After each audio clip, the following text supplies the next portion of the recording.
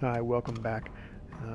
Like I was saying in the very last broadcast, uh, with the weight, you move quicker, you use less energy, you can run faster, run farther. Um, you just last a little bit longer with the energy. That's what the weight is for.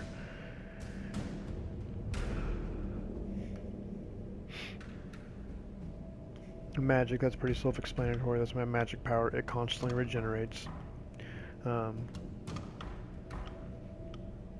Damage, that's directly correlates to the weapon I have equipped. Armor, that directly correlates to all the different pieces of armor that I have equipped. 34, what that takes into account is, if I look at this,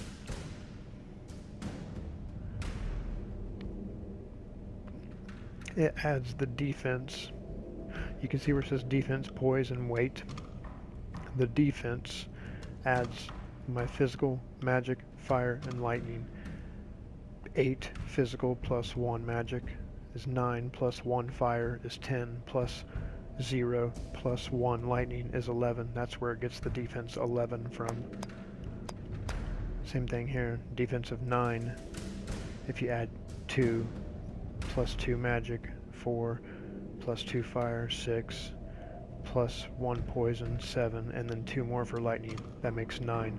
And that's where you get your defense rating from, which is basically your armor. Well, it is your armor. Health, that's pretty self-explanatory. It does not regenerate. You have to use spells.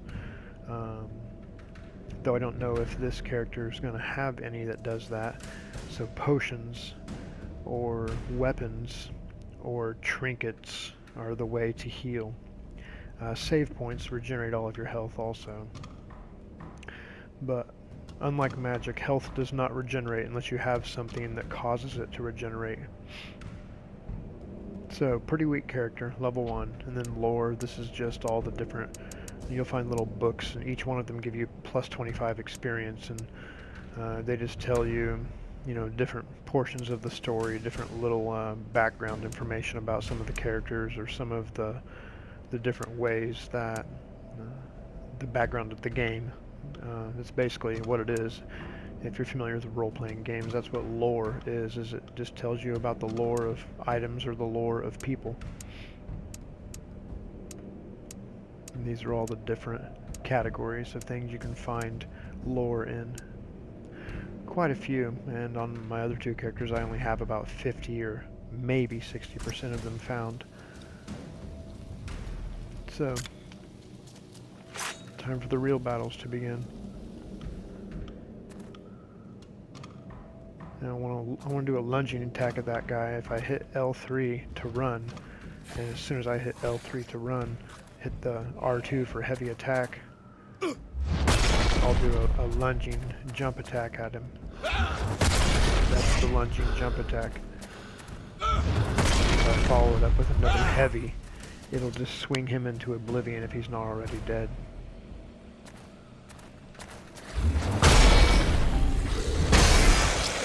And the good thing about the jumping heavy attack is it's a poise breaker.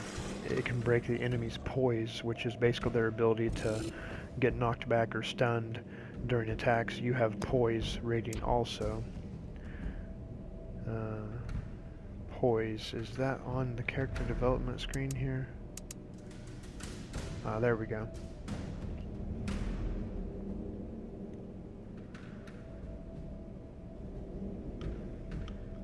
This is a good screen to look at.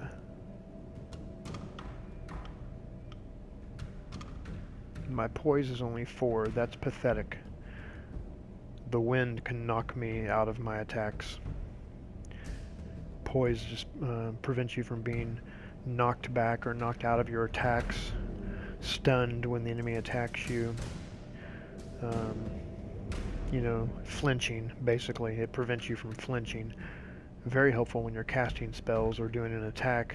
If you flinch, you cancel the spell, you cancel the attack, and then you have to start it all over. And it can also be the difference between life and death, so I need to work on getting his poise up.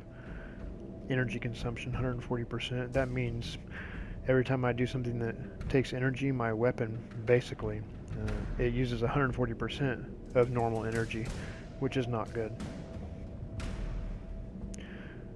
But the greater the weapon, the more energy consumption it takes. It's a fair trade-off for the strength or the abilities that it gives you. Destroy every barrel in the game, every bookcase in the game, because they can drop items that you don't know you wouldn't see them otherwise. Same thing, hit R3 to lock on, run heavy.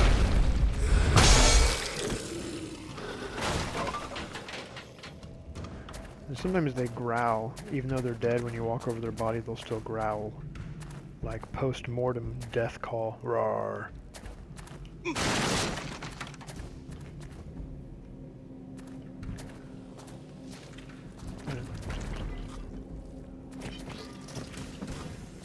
those ones are trying to focus on me, so I'm going to let them be for a second, and I want to kill this one that does not see me before he sees me.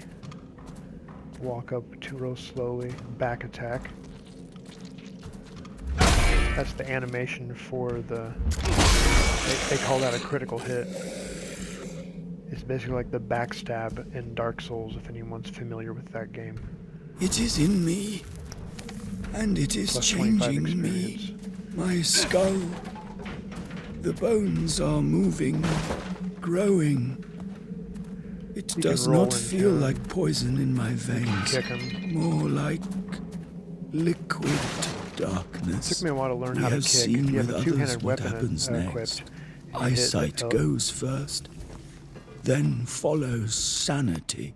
Brother William, Brother Peter and I won't let the disease take us. I don't know how to make those stop. We will choose death before it chooses us. I kind of hate listening to them. I only get them for the experience and the lore. But if you... See, I got my shield, I got...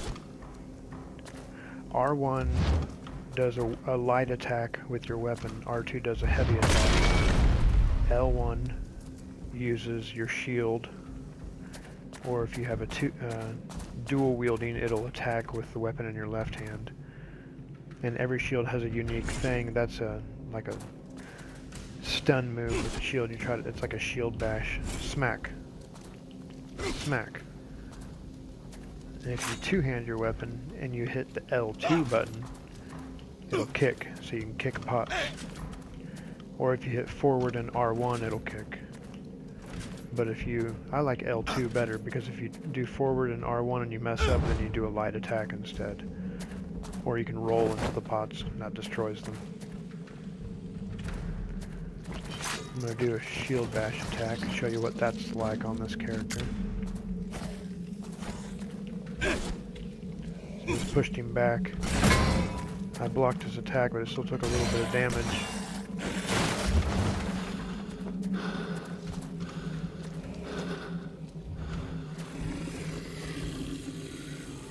Might be able to get a back attack on him.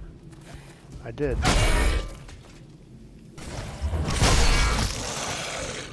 During that animation, you're immune to damage.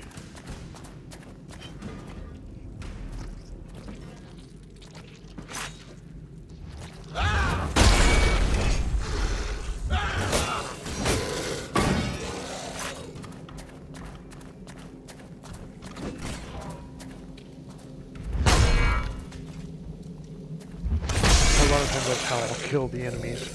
I'll wait on them to attack and I'll just try to get behind them and do a back attack, but be careful because not every enemy can you do a critical hit animation to. Some of them you'll just get behind them and you'll just attack. And so most of them are the bigger enemies that you fight. Just assume that you can't do a back attack.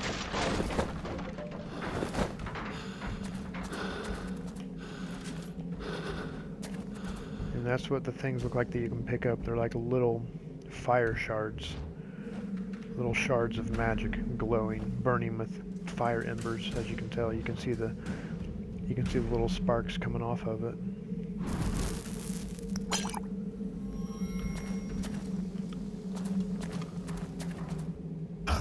Yeah, I tried to do forward and R1, messed it up, so L2 or dash, much easier. Roll, whatever you want to call it. Now I didn't know this for the longest time, but you can see there's something back there. If you destroy these, you can see that you can't really get underneath it, but if you roll, you can get underneath that. There's many of those types of doors in the game.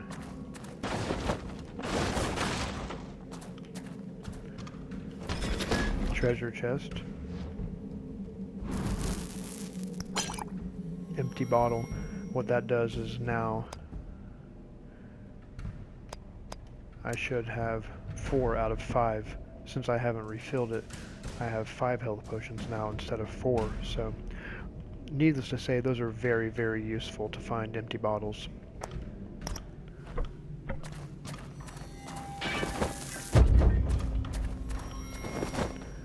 Every time you go to your menu and you come back at the top left, it'll tell you what your goal is. The default statement is that it'll tell you what your mission is. It only tells you what the main mission is. Any side missions, any extra quests that you want to do to help people, to gather items for them, or to do whatever their side quest is, you have to discover those on your own. The game does not track them for you at all. So if you are afraid you might forget, you better write a journal. Keep track of what you're doing, because the game will only keep track of the main mission for you, period.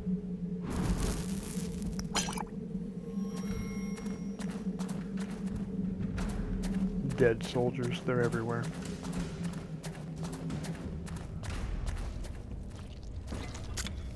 This guy thinks he's going to do something.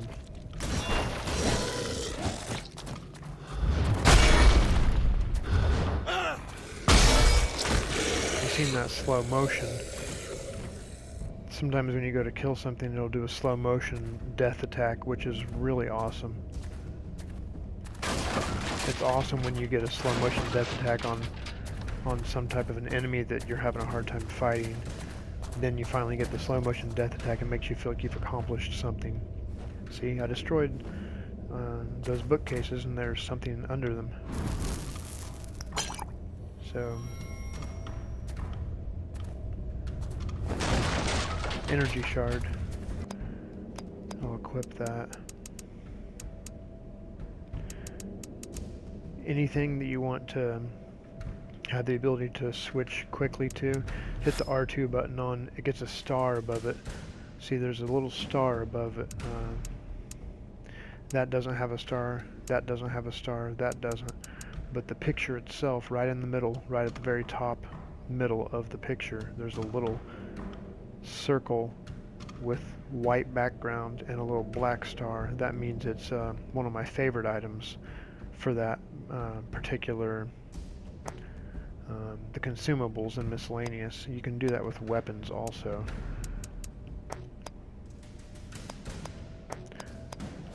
Yeah, I guess you can do it with armor also, though I wouldn't be sure what the point of that would be, because you can't switch quickly between your armor, but you can between your weapons and your potions. So I always put the things that I want to use.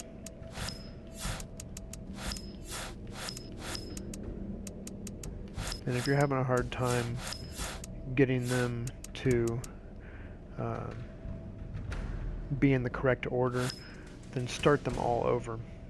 I start with health potion, then magic, then energy. And then when I switch, it'll be in that order, and then it'll go back to health again. Because later on you get like fire resistant shards.